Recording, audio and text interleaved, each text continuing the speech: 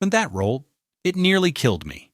Those were the words Austin Butler used, not on stage, not in a movie, but in a quiet interview months after the cameras stopped rolling. He was talking about Elvis, the role that changed everything. It made him a global icon, an Oscar nominee, a breakout star, but it also nearly broke him. After filming Wrapped, something was off. Austin kept speaking in Elvis's southern drawl, not on purpose, but because he couldn't stop. His friends noticed, interviewers pointed it out, and Austin himself admitted, "My body didn't know the difference. I was Elvis, even when I didn't want to be." What started as a performance became possession. The voice, the mannerisms, the weight of the man he portrayed. It didn't fade away when the director called cut. It lingered. In his bones, in his mind, in his soul. Soon after, Austin collapsed. He was rushed to the hospital with a virus that shut his body down. Doctors couldn't explain it, but Austin could. He knew. His body had been living someone else's life for too long. Why do actors go this far? How much of yourself do you have to lose to become someone else?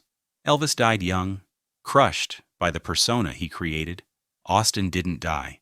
But for a while, the man he used to be disappeared. And in that vanishing act, behind all the glitz and golden statues, lies a story no one really told. Until now.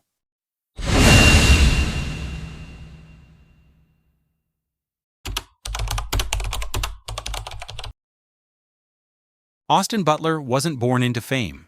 There were no red carpets, no acting coaches, no last names that opened doors. He grew up in Anaheim, California, a quiet suburb better known for its theme parks than for its movie stars. Just down the road from Disneyland, he lived a world away from Hollywood. As a kid, he was soft-spoken and introverted. He didn't crave attention, he just didn't want to disappear. "I didn't feel like I belonged anywhere," Austin once shared. "But when I was playing music or pretending to be someone else, I felt free." That longing to feel something led him to acting by accident. At 13, he followed his stepbrother to a background acting job. A casting assistant asked if he had an agent. He didn't, but someone saw something. That something landed him a string of teen roles. Zoe 101, Hannah Montana, iCarly. He was the quiet heartthrob, the boy next door. But beneath the smile was a kid still trying to find his place. "I wanted to go deeper," he later told GQ. "But the industry didn't see me that way. Not yet." Then came the heartbreak that changed everything. In 2014, Austin lost his mother, Lori, to cancer. She had been his compass, the one who drove him to every audition, waited in parking lots, celebrated every small win. Her death left him shattered. "It was the darkest time of my life," he recalled. "But it also gave me this burning need to honor her, to make it mean something." For the next several years, he worked in silence. No blockbuster roles, no tabloid attention, just self-work, acting classes, theater, rejections. "I realized I wasn't chasing fame," he said. "I was chasing truth, and I didn't care if anyone was watching." He auditioned for everything. He was almost cast as a young Han Solo, but wasn't. He was on the edge, close, always close. And then came a script, a biopic about Elvis Presley. The role wasn't just big, it was dangerous. Baz Luhrmann was looking for someone who could become Elvis, not imitate him, transform. For Austin Butler, this wasn't a role, it was destiny. Or maybe a warning he didn't yet see.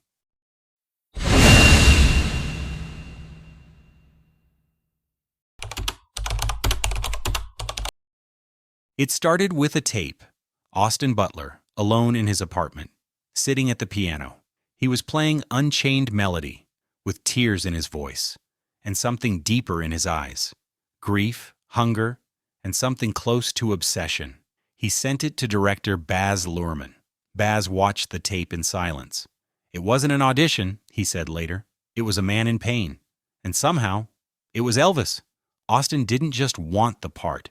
He saw it as a way to channel every unanswered question in his life, his grief, his loss, his need to be seen. "I told myself, if I don't give this everything I have, I'll regret it for the rest of my life," he told Variety. From the moment he was cast, he disappeared into preparation.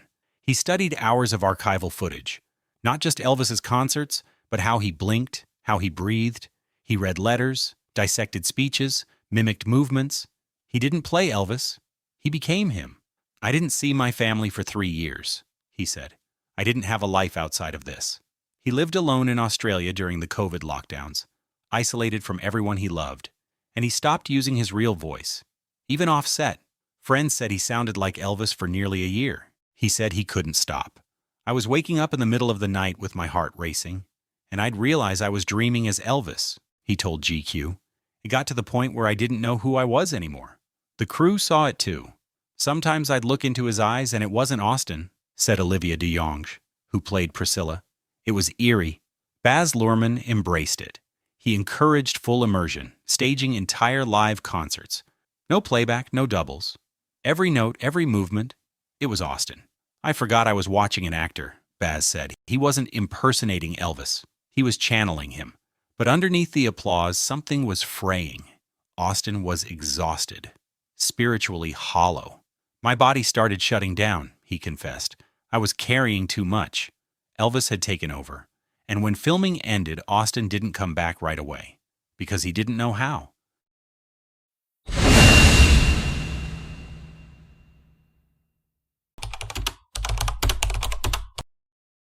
The final shot was done. The lights shut off. The crew went home. But Austin Butler's body didn't understand that filming was over. Just a week after Elvis wrapped, Austin was rushed to the hospital. He woke up at 4 a.m. in agonizing pain. His body was shutting down. Doctors told him he had contracted a virus that mimicked appendicitis and caused his organs to swell. I had given everything I had, physically, emotionally, spiritually, he told GQ, and my body just said, we're done. But the truth was, Elvis hadn't left him yet. Even as the movie was behind him, the character was not. He was still walking like Elvis, still speaking like Elvis, and more disturbingly, still thinking like him. I didn't see my family for 3 years, Austin said in another interview. I had trained myself not to break character. I forgot what it felt like to be me. He returned home, but nothing felt familiar. The silence was deafening. The mirror reflected a face he no longer recognized. It was like the ground had shifted, he later told Vanity Fair, and I wasn't sure where I stood anymore. He tried therapy, solitude, time. But the disconnection lingered. He would wake up with Elvis's voice still in his throat, unable to shake the cadence. Friends told him he wasn't the same. He smiled, nodded, gave interviews, but underneath he was drifting. The scariest part wasn't becoming Elvis, Austin admitted. It was the fear that maybe I couldn't unbecome him. Even after the awards season began, after the standing ovations and the Oscar nomination, something inside him remained broken. The role that was meant to launch him had also hollowed him out. Olivia de Jonge, who played Priscilla, recalled, Austin was brilliant, but there were days when I wondered how much of him was still there. It wasn't just acting, he was living in it, and that's dangerous. In every photo from that time, he looked poised, grateful, glowing. But look closer, in the eyes, in the stillness between smiles, and you'd see it, the cost, the exhaustion, the trace of someone still trying to come home, because fame didn't destroy Austin Butler, but becoming someone else, too deeply, for too long, almost did.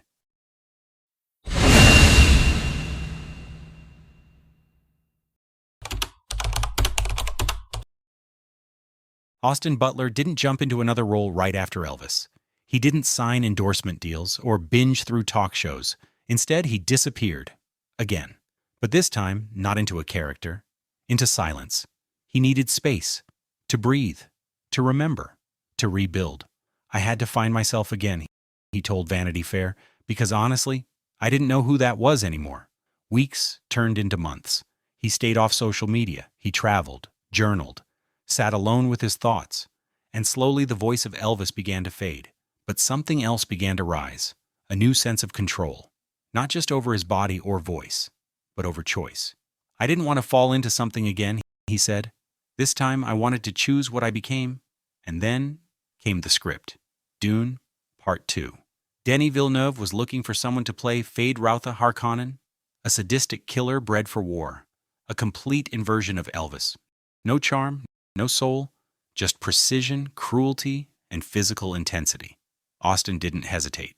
I wanted the challenge, he told GQ, something that would force me to build from scratch. He shaved his eyebrows, changed his posture, built a new walk. He trained for months, physically, mentally. Where Elvis had taken everything from him, Fade would help him take back control. He came to the role with such focus, Denis Villeneuve recalled. He didn't just act. He engineered every moment. This time Austin set boundaries. He stayed present, knew when to switch on and when to step out. Even Timothée Chalamet noticed. Austin was terrifying in the scene, but the second Denis yelled, "Cut," he was calm, himself. That's power. And that power, that return to himself, was everything he needed. Fade wasn't therapy, but it was proof. Proof that he could disappear into a character without losing himself in the process. "I realized I don't need to fear intensity," Austin said, "as long as I'm the one driving it, not the other way around." He learned that healing wasn't about stepping back. It was about stepping forward with intention, not escaping the past, but mastering it.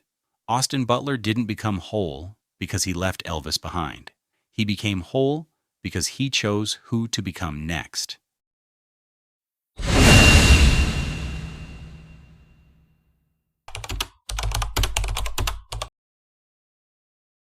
That role nearly killed me.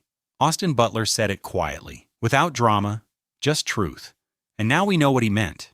It wasn't just about the physical toll or the long hours on set or the obsessive research. It was about what he gave away and how long it took to get it back.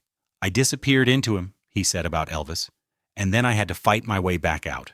That's the part no one talks about. We celebrate actors who lose themselves in a role, but we rarely ask what it costs to come back, to remember how your own voice sounds, to look in the mirror and recognize the eyes staring back. Austin Butler gave us one of the most unforgettable performances of the decade. But what makes it remarkable isn't just the transformation, it's the return. He didn't run from it, he didn't bury it, he sat with it, he learned from it, and then slowly he moved forward, with clarity, not confusion. "I'm not afraid to go deep again," he told Vanity Fair, "because now I know how to come back." That's the real story. Not just of a breakout star, but of a man who fell into someone else's legend and found his own in the process. In the end, we all become something. A role, a mask, a version of ourselves that fits the world. But if we're lucky, if we're strong, we find the courage to become ourselves again. And that's the part worth applauding.